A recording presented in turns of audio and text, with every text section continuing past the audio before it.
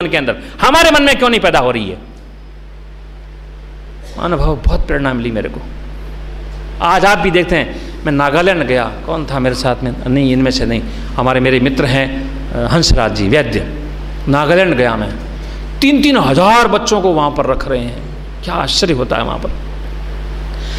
देश के अंदर क्या स्थिति हो रही है हम विचार नहीं करते। हमारी आंखों के आगे पट्टी लगी हुई है, हम ये विचार करते हैं मैं भला, मेरा परिवार भला, समाज राष्ट्र जाए भाड़ में, मुझे कोई मतलब नहीं है। ऐसी स्थिति आ गई है, अकर्मण्य हो गए हम। माता जी ने एक बात कही थी, मैं विदेशों में देखता हूँ 90 वर्ष के 80 वर्ष के बूढ़े जो हैं अकेले यात्रा करते हैं, सब्जी लेने जाते हैं, वो पोस्ट ऑफिस जाते हैं, वो शॉपिंग करने जाते हैं, वो घूमने जाते हैं बाग के अंदर। 90 वर्ष का व्यक्ति कपड़ा स्वयं धोता है, वो घास स्वयं साफ सफाई करता है, उसका हर काम स्वयं करता है, कोई नौकर नहीं वहां पर। और यहां देखिए ये आलसी प्रमादी व्यक्ति।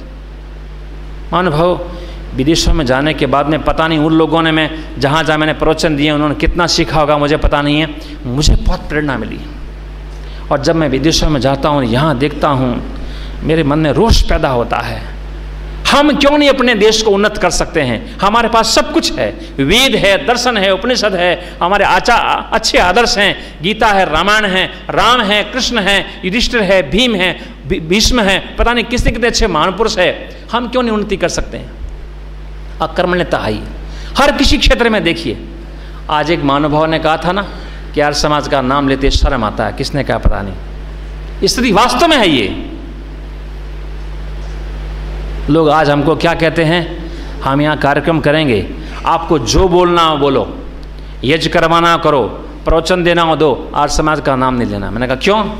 कि आर्य समाज में रहने वाले कुछ ऐसे व्यक्ति हैं जो बदनाम हो गए, उल्टे काम करते हैं। वो अनुभव स्थितियाँ है, लेकिन मैं उनकी बात को अच्छा नहीं मानता। मैं हम अच्छे हैं, हमारे समाज का नाम लेंगे, स्वामी दयानंद का नाम लेंगे, हम लेते हैं। मोम्बासा के अंदर हमारे कहाँ दयानंद जी कहाँ आए हुए हैं? अफ्रीका से। कहाँ है जी? ऐसे यहाँ पर वो रहे पीछे, अफ्रीका से आए हैं वहाँ पर।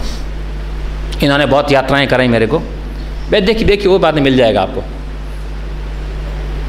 मंदिर के अंदर घोर पौराणिक 100% मूर्ति पूजा करने वाले, शराब पीने वाले, मांस खाने वाले और राम के भक्त, इन्होंने अच्छे 8-9 दिन तक उन्होंने वहाँ पर कथा कराई मेरी, जहाँ और पंडित लोग जाते हैं।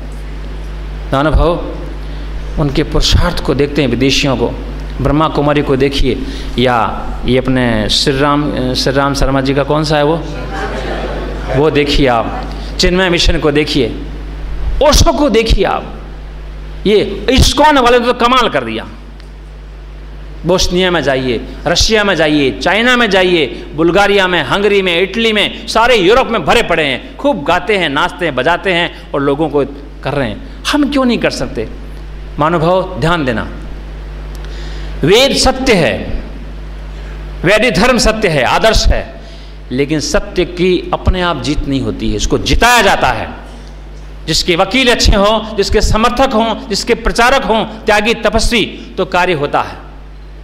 अब मुझे बताइए, मैंने एक बार विचार करता हूं, मैंने धन संपत्ति, माता पिता, भाई बहन छोड़ दिए और वैरागी बन गया, मुझे क्या इस पचड़े में पड़ा है आश्रम बनाने का? क्यों मैंने प्रकाशन किया? ये पागलपनी तो है और क्या है? लोग मुझे कहते हैं ये क्या बाउंडर छेड़ दिया है, ये क्या आपने खड़ा कर दिया तामझाम।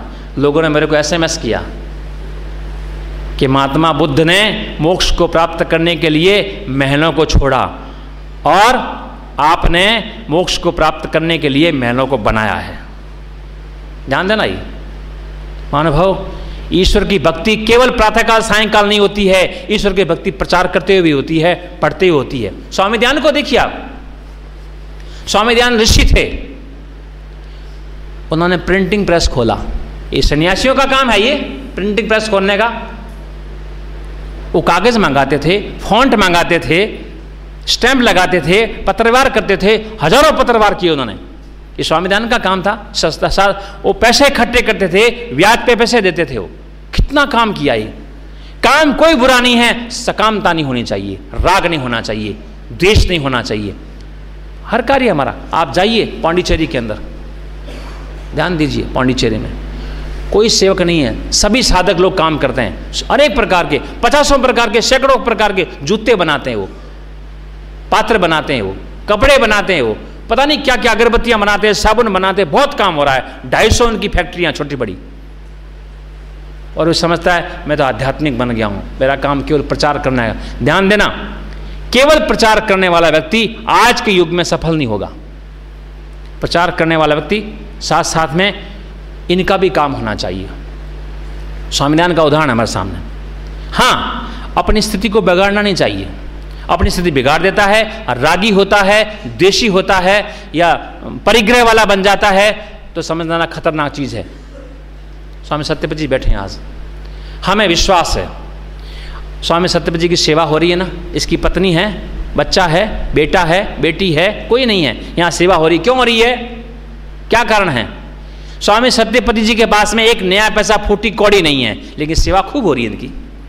ब्रह्मचारी कर रहे हैं, कर्मचारी कर रहे हैं, वानप्रस्थी कर रहे हैं, बाहर के लोग कर रहे हैं, सेवक कर रहे हैं। हम इनके लिए तन मन धन का त्याग लगाए बैठे हैं। क्यों कर रहे हैं? इस व्यक्ति ने 50 वर्ष अपना जीवन लगाया मेरे धन के लिए, इसलिए सेवा हो रही है। इनको विश्वास है ईश्वर के ऊपर, हमारे पे विश्वास है, अपने आप पे विश्वास है।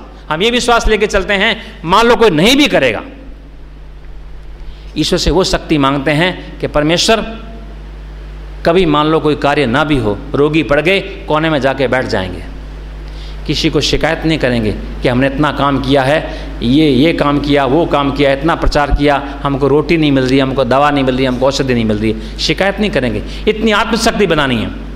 मेरे को पूरा विश्वास है ईश्वर के ऊपर, पूरा विश्वास है, समाज के ऊपर विश्वास है, अपने आप पे विश्वास है कि मैं बिना पैसे के संसार में रह सकता हूँ, बिना पैसे के रहा हूँ मैं।